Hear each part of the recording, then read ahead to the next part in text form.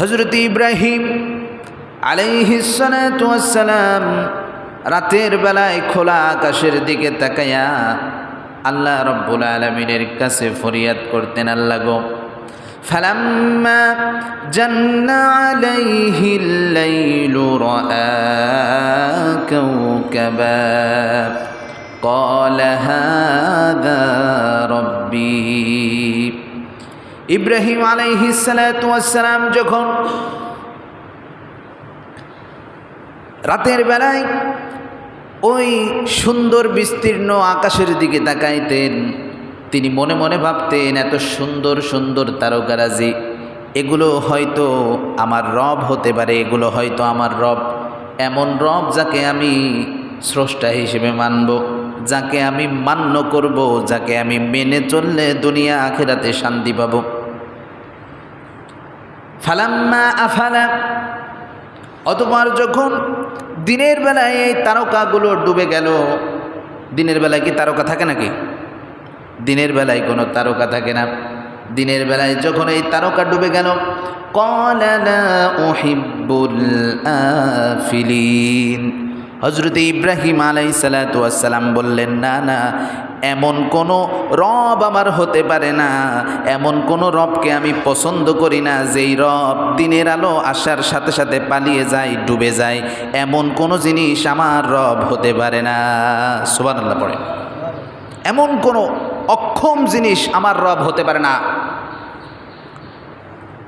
পরের দিন, পরের রাত্রে আবার যখন পাহাড়ের উপরে উঠলেন, কোরআনুল কারীমের সূরাতুল আনামের ভিতরে এসেছে, আল্লাহ বলছেন আমার ইব্রাহিম খলিল ফালাম্মা রাআল কমারা বাযিগান ক্বালা হাযা রাব্বি। রাতের বেলায় তিনি দেখলেন পূর্ণিমার চাঁদ। পূর্ণিমার চাঁদের আকার তো তারার থেকে অনেক বড় হয়, অনেক বড় দেখা যায়, পূর্ণ একটা চাঁদ, যেই চাঁদের কারণে পাহাড়ের উপরে যখন উঠছে দেখে চারিদিকে আলোকিত হয়ে গিয়েছে। তারার থেকে তো চাঁদ বড়, ঠিক কিনা? তারার থেকে চাঁদ বড়। তিনি বললেন, এই যে দেখা যায় সুন্দর পূর্ণিমার চাঁদ, আমার মনে হয় গতকাল তারা উঠেছিল কিন্তু এত আলোকিত তো হয় নাই, কিন্তু এই চাঁদের মাধ্যমে চারিপাশটা দেখো না কত আলোকিত হয়েছে। যেই জিনিসটা এত রাতের ভিতরে পুরো চারিপাশটা আলোক উজ্জ্বল করে দিতে পারে, জ্যোৎস্নার স্নিগ্ধ ছোঁয়া ছড়িয়ে দিতে পারে, আমার মনে হয় এই জিনিসটাই আমার রব। কিন্তু আশ্চর্য কথা হলো, আল্লাহ রাব্বুল আলামিন আবার বলছেন, দিন আসতে না আসতে, ফজরের আলো উদ্ভাসিত হইতে না হইতে তিনি বললেন ফালাম্মা আফালা, যখন তা ডুবে গেল, ক্বালা লা ইল্লাম ইয়াহদিনি রাব্বি লাআকুনা মিনাল কওমিদ দাল্লিন। তিনি বললেন, হায় হায়, কালকে আমি দেখলাম তারা, এই তারাগুলোকে আমি আমার রব হিসেবে সাব্যস্ত করেছিলাম, তারাগুলোকে আমি আমার রব মনে করেছিলাম, কিন্তু না, সেটাও ফজর হইতে হইতে ডুবে গেল। আজকে দেখলাম কত বড় একটা চাঁদ, এই চাঁদটাও দেখি ফজরের ফজর হইতে না হইতে এই চাঁদটাও ডুবে গেল। আল্লাহর কাছে প্রার্থনা করলেন, ও আমার রব, আপনি নিজে যদি আমাকে পথ না দেখান তাহলে আমি তো পথভ্রষ্ট হয়ে যাব। আপনি নিজে যদি আমাকে পথ না দেখান আমি তো পথভ্রষ্ট কওমদের অন্তর্ভুক্ত হয়ে যাব। লাকুনান্না মিনাল কওমিদ দাল্লিন, গোমরাহীদের পথ আমি অনুসরণ করব, আল্লাহ আমাকে পথ দেখান। এজন্য আমার ভাইয়েরা, হযরত ইব্রাহিম আলাইহিস সালাতু ওয়াস সালাম নিজে কিন্তু আল্লাহর কাছে সরল সঠিক পথের দিশা চেয়েছিলেন। আল্লাহ যদি কাউকে পথ না দেখায়, হেদায়েত না দেয়, তাহলে কি সে হেদায়েত পাবে নাকি? হেদায়েত পাবে না।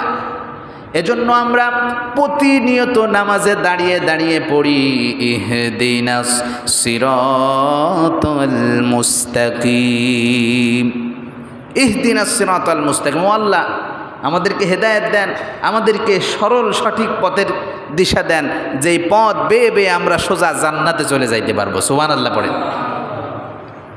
ইব্রাহিম আলাইহিস সালাতু ওয়াস সালাম বললেন, ও আমার রব, আপনি যদি আমাকে সঠিক পথের দিশা না দেন, আপনি যদি আমাকে রবের দেখা না দেন, তাহলে আমি তো লাকুনান্না মিনাল কওমিদ দাল্লিন, আমি তো পথভ্রষ্টদের অন্তর্ভুক্ত হয়ে যাব। এরপরের দিন কি হলো? ইব্রাহিম আলাইহিসসালাতু ওয়াসসালাম বললেন, রাতের বেলা অনেক কারুকার্য দেখছি, এবার আর রাতের বেলা কিছু দেখব না।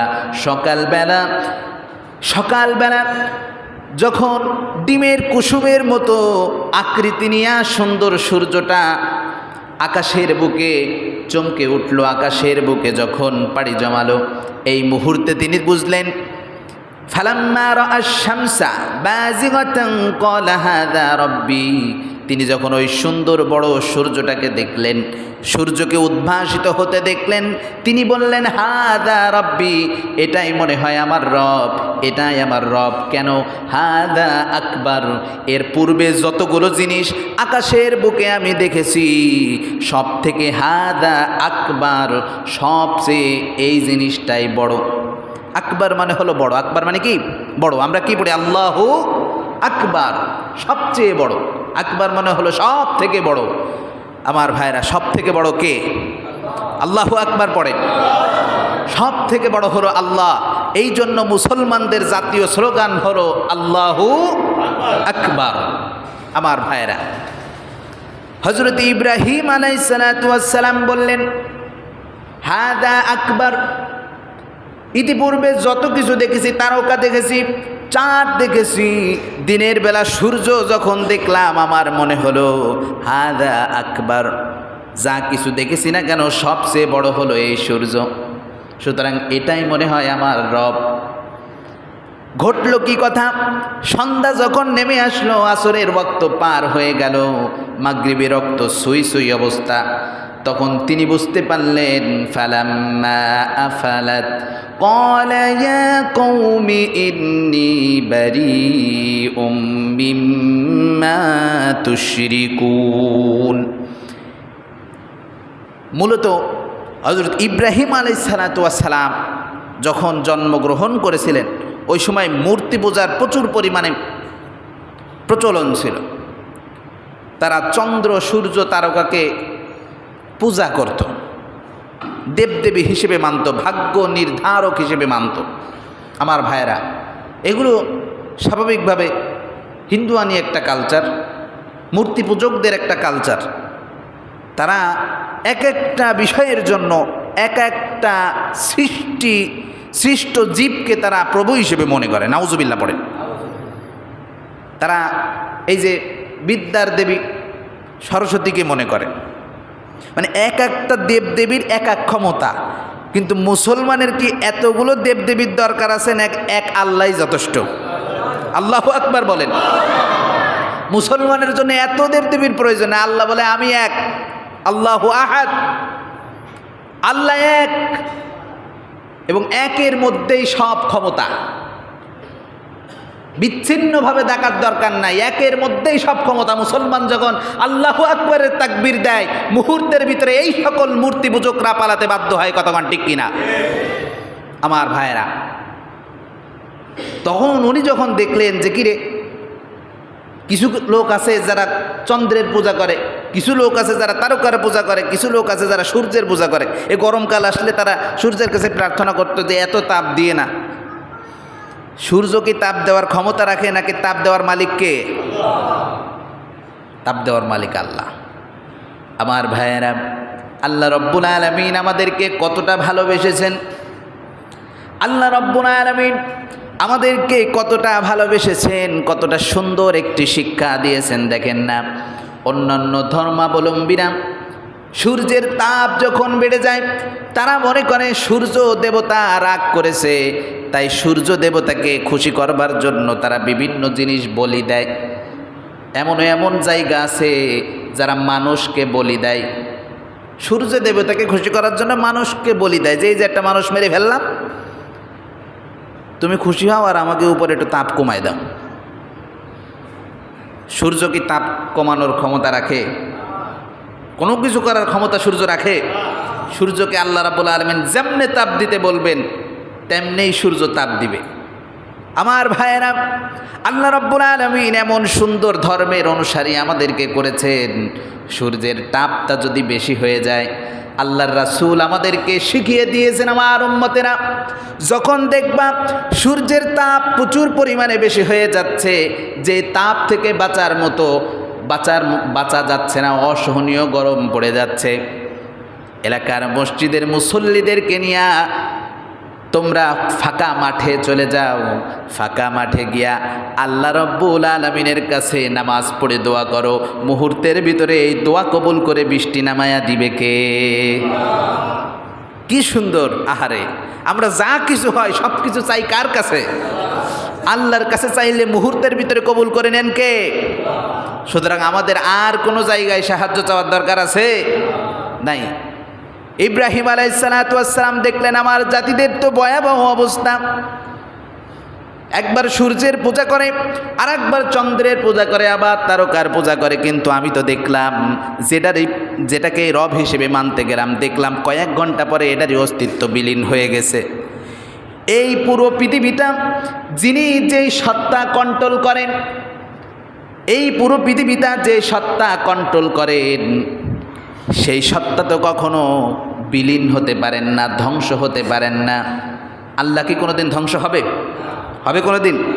আল্লাহ রাব্বুল আলামিন সূরাতুর রহমানের ভিতরে বলে দিলেন, কুল্লু মান আলাইহা ফানি ওয়া ইয়াবকা ওয়াজহু রাব্বিকা যুল জালালি ওয়াল ইকরাম।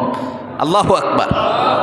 আল্লাহ বললেন, ও দুনিয়ার মানুষেরা, পৃথিবীর ভিতরে যত বড় বড় স্থাপনা দেখো না কেন, পৃথিবীর ভিতরে যত বড় বড় জিনিস কারিকুলাম দেখো না কেন, সব কিছু একদিন বিলীন হয়ে যাবে, ধ্বংস হয়ে যাবে, ফান হয়ে যাবে, সব কিছু ধ্বংস হয়ে যাবে। ওয়ায়াবকা ওয়াজহু রাব্বিকা যুল জালালি ওয়াল ইকরাম। কিন্তু মনে রাখো, তোমারে যে আল্লাহ বানাইলো, এই পৃথিবীটা যে রব্বুল আলামিন সৃষ্টি করেছে, আসমান জমিনের মালিক যে আল্লাহ, সে আল্লাহ কোনোদিন বিলীন হবে না। আল্লাহ রাব্বুল আলামিন বাকি থাকবে, অবশিষ্ট থাকবে একমাত্র একজন, তিনি কে? আল্লাহ। একমাত্র আল্লাহ রাব্বুল আলামিন সেদিন থাকবেন। এজন্য ইবাদত হবে কার? সূর্য সেদিন থাকবে নাকি? চন্দ্র সেদিন থাকবে না। ইব্রাহিম আলাইহিসসালাম দেখলেন যেটার এই রব হিসেবে স্বীকৃতি দেয়, এইটাই কিছুক্ষণ পরে ডুবে যায়, সুতরাং এগুলো কোনো কিছুই আমার রব হতে পারে না। তিনি বললেন, ফালাম্মা আফালাত, দিনের শেষে দেখলেন যখন এই প্রখর রৌদ্র দেওয়া সূর্যটা ডুবে যাচ্ছে, ক্বালা ইয়া কওমি, তিনি বললেন, ও আমার কওমেরা, ইন্নী বারিউম মিম্মা তুশরিকুন, তোমরা যেই দেবদেবীর পূজা করো, যেমনে তোমরা সকাল দিন রূপত এক এক সময় এক একজনের পূজা করো, এই সকল ভণ্ডামি থেকে আমি মুক্ত, আমি হলাম মুসলমান। সুবহানাল্লাহ পড়ে। এই সকল ভণ্ডামি থেকে আমি মুক্ত হলাম। এরপরে ইব্রাহিম আলাইহিসসালাম কি পড়লেন? আমাদের সকলের পরিচিত একটি দোয়া, তিনি সেই সময় একনিষ্ঠ অন্তর নিয়ে পড়ে নিলেন, ইন্নী ওয়াজ্জাহাতু ওয়াজহিয়া লিল্লাযী ফাতারাস সামাওয়াতি ওয়াল আরদা হানিফাও ওয়া মা আনা মিনাল মুশরিকিন। পড়েন না আল্লাহু আকবার। ইব্রাহিম আলাইহিসসালাম বললেন, সব কিছু আমার দেখা শেষ, বুঝে ফেলছি, এসব কোনো কিছুই আমার কোনো উপকার করতে পারবে না। ইন্নী ওয়াজ্জাহাতু, নিশ্চয় আমি মুখ ফিরালাম, নিশ্চয় আমি আমার সত্তাকে নিবেদিত করে দিলাম, ওয়াজহিয়া লিল্লাযী ফাতারাস সামাওয়াতি ওয়াল আরদা হানিফা, ওই সত্তার দিকে, ফাতারাস সামাওয়াতি ওয়াল আরদ, ওই সুন্দর আকাশটা যিনি সৃষ্টি করেছেন। আকাশ তো একটা নয়, আকাশ হলো 7টা। কয়টা? আরও জোরে বলা লাগবে। আল্লাহ রাব্বুল আলামিনের প্রিয় খলিল তিনি বললেন, ওয়াজ্জাহাতু ওয়াজহিয়া লিল্লাযী ফাতারাস সামাওয়াতি ওয়াল আরদ, ওই সুন্দর আকাশগুলো যিনি সৃষ্টি করেছেন, বিশাল আকাশগুলো যিনি সৃষ্টি করেছেন, ওয়াল আরদ, আর এই সুবিস্তীর্ণ জমিন যিনি সৃষ্টি করেছেন, এই আল্লাহর দিকে হানিফ। হানিফ মানে হলো একনিষ্ঠভাবে। হানিফ মানে কি? একনিষ্ঠভাবে, অন্য কোনো দিকে আমার মন নাই, একমাত্র আল্লাহ রাব্বুল আলামিনের দিকে আমার সত্তাকে ফিরাইয়া দিলাম।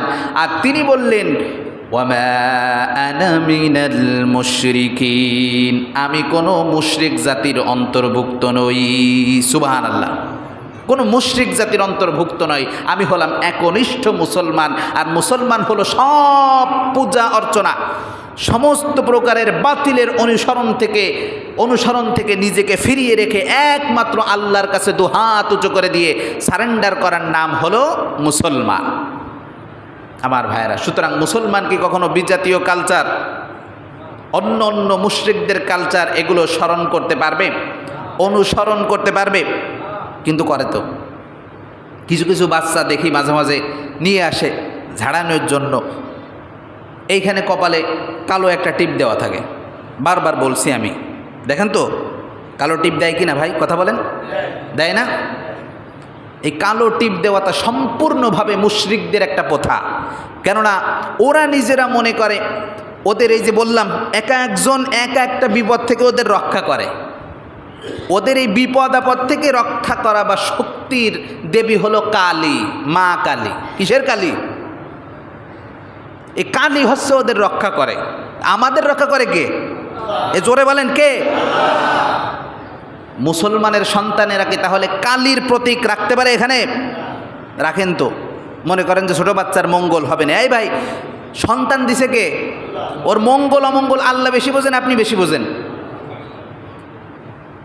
অধিকাংশ বাচ্চাদের যখনই কোনো ছোট বাচ্চা এনে 4 মাস 5 মাস বয়স, এখানে একটা ফুটা দিয়ে রাখে। এই কালো ফুটা আপনার বাচ্চাকে রক্ষা করবে? সম্ভব কোনো দিন? হাম ছড়াই গেছে, দেখছেন? হাম হাম হাম নামে একটা রোগ আছে না, ছড়িয়ে গেছে না? কালো ফুটা বেশি করে দেন, কালো ফুটার মাধ্যমে হামেরতে বাইসে যাবেন। এই সকল উদ্ভট রীতিনীতি, ইসলাম সম্পর্কে পড়ালেখা না করা আমাদের মূল ধ্বংসের কারণ হলো এটা। টিপ দিয়ে নিয়ে আসে। এরপরে মানুষ 4-5 মাস বয়সের বাচ্চা কতটুকু ভাই? ওর কি ওজন সহ্য করার মতো ক্ষমতা আছে? চামড়া একদম নরম, একটু হালকা নখের আঁচড় দিলে এখান থেকে ফেটে রক্ত বের হয়ে যাবে। ওর গলায় তাবিজ এরকম একটা ঝুলোয়, রেল লাইনের পাথরের মতো। এ তাবিজ দিয়ে কি হবে ভাই? তাবিজে কিছু করার ক্ষমতা রাখে? এই বিষয়গুলো মেনে চলবেন। কোথার থেকে এই সংস্কারগুলো আসলো বুঝবেন। হিন্দুরা, মুশরিকরা মনে করে মা, ওদের যে কালী পূজা হয়, দেখবেন যে মূর্তিটা বানায়, জিব্বে বেরোনো মূর্তি, 4 হাত জিভে বের হয়ে থাকে। এই মূর্তির সারা গায়ে আড়ির পিছনের কালি আছে না, ওই রকম কালির মতো কালি করে, একদম কালো। চিন্তা করো, অন্তের নিয়ে বাচ্চার গায়ে যদি লাগাই দিই, কালির প্রতীকী সিম্বল বাচ্চার গায়ে থাকবে, তাইলে আর কোনো শয়তান ধরতে পারবে না। শয়তান ধরবে কি? তুই তো বড় শয়তান। শয়তানের কাছে কোনোদিন শয়তান যায়? যায় না। আমার ভাইয়েরা, একটা কথা মনে রাখবেন, আমরা যদি কোনো প্রতীকী সিম্বল রাখতেই হয় তাহলে ইসলামের সিম্বল রাখবো। কিসের সিম্বল? ইসলামের সিম্বল। বাচ্চার এটা হয়েছে সেটা হয়েছে হবে না কেন? বাচ্চার যে বাপ মা, এরাই তো নামাজ পড়ে না, এরা অপবিত্র, এরা নামাজ পড়ে না ঠিক মতো। যেই ঘরে নামাজ হয় না এই ঘরে বদ জিনের আসর পড়বে, এটাই স্বাভাবিক। যেই ঘরে কোরআন তেলাওয়াত হয় না ওই ঘরে দুষ্ট জিনের আসর পড়ে, এটাই স্বাভাবিক। কারণ আমরা যেমন আল্লাহর সৃষ্টি, জিনেরাও কার সৃষ্টি? আমাদের ভিতরে চোর, বাটমার, বদমাইশ আছে না নাই? ওদের ভিতরেও আছে, ওদের ভিতরেও আছে। এরা এসে বাচ্চাদেরকে ডিস্টার্ব করে। কিন্তু যখন আপনি পবিত্র থাকবেন, আপনার হাজব্যান্ড পবিত্র থাকবে, একটা স্ত্রী যখন পবিত্র থাকবে, 5 ওয়াক্ত নামাজ পড়ে যখন সূরা নাস আর ফালাক দিয়ে বারবার রুকিয়া করবে, ঝেড়ে দিবে বাচ্চাকে, ওই ঘরের ভিতরে কোনো দুষ্ট জিনের আসার সাহস আছে? সহজ কথা তো বুঝেন না। যাদের ঘরে ছোট ছোট বাচ্চা আছে, কিংবা নাই, বাচ্চা হবে কিংবা হয়ে গেছে, নামাজ কালাম পড়েন ভাই। শুধু জুমায় হাজিরা দেওয়ার দরকার নাই, 5 ওয়াক্ত নামাজ পড়েন। ইব্রাহিম আলাইহিস সালাতু ওয়াস সালাম আমাদেরকে শিখিয়ে দিলেন, ইন্নী বারিউম মিম্মা তুশরিকুন, আমি, তোমরা যত প্রকারের শিরিক করো না কেন, পুরো এলাকা, পুরো কওমকে তিনি চ্যালেঞ্জ করলেন, তোমাদের ভিতরে আমি নাই। এই সকল পূজা অর্চনার ভিতরে আমি নাই, যত যাই বলো না কেন। আমার পরীক্ষা করা শেষ। তোমরা যার পূজা করো এদের কোনো শক্তি নাই যে আমি কোনো বিপদে পড়লে আমাকে বাঁচাবে। কিন্তু বিপদে পড়ি, সূর্য আমাকে বাঁচাতে পারবে? চন্দ্র বাঁচাতে পারবে? বড় বড় বট গাছ আমাকে বাঁচাতে পারবে? এইসবেরই তো পূজা তারা করে। মাটি দিয়া প্রতিমা বানায়া নিজে যার সৃষ্টি করলো তাকে সৃষ্টিকর্তা হিসেবে যারা দাবি করে, বোকা নাকি পাগল? দুটোই। কোনো সুস্থ মস্তিষ্কের মানুষ এটা করতে পারে না।